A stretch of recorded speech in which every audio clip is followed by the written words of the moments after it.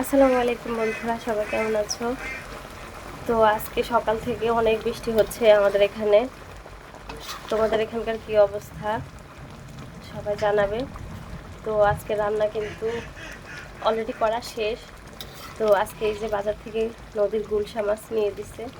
তো এই মাছের সাথে না অনেকগুলো ডিমও হয়েছে। এই যে আমার ছেলে তো খাওয়ার জন্য ব্যাকুল হয়ে আছে।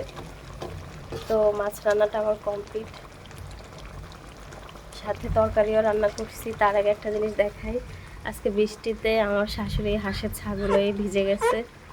তা আমার শাশুড়ি হাঁসের ছাগুলোকে দেখেন সোয়েটার গায়ে দিয়ে তারপর চুলার কাছে রেখে দিছে যাতে এগুলো ঠান্ডা না লাগে। আসলে এগুলো কাঁপতেছিল বৃষ্টিতে ভিজার পর। আপনারা বিশ্বাস করবেন কিনা জানি না, আমার শাশুড়ি অনেক যত্ন করে এগুলোর। হাঁস মুরগি পাললে আসলে এগুলোর প্রতি একটা মায়া বসে যায়, তাই না? দেখেন, তো মাছ রান্না অলরেডি কমপ্লিট।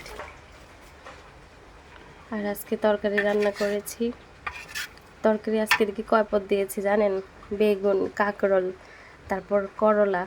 এই যে আমি আপনাকে দেখাই, করলা, বেগুন, তারপর এই যে ফুলকপি, তারপর এই যে কাঁকরোল।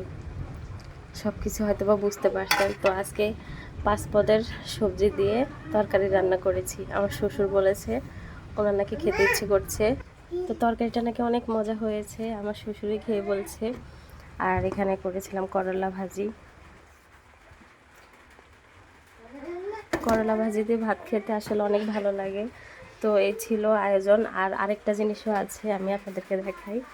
মাছ তো রান্না কমপ্লিট। এদিকে এই তো এই শাকগুলো এখন ভাজি করব। করলা ভাজি করছি, কিন্তু শাকও ভাজি করবো। আমার শাশুড়িকে খুব খেতে ইচ্ছে করছে, তো এখন শাকগুলো ভাজি করব। তো এই ছিল আজকে আমার রান্নার আয়োজন। সবাই ভালো থাকবেন। আল্লাহ হাফেজ।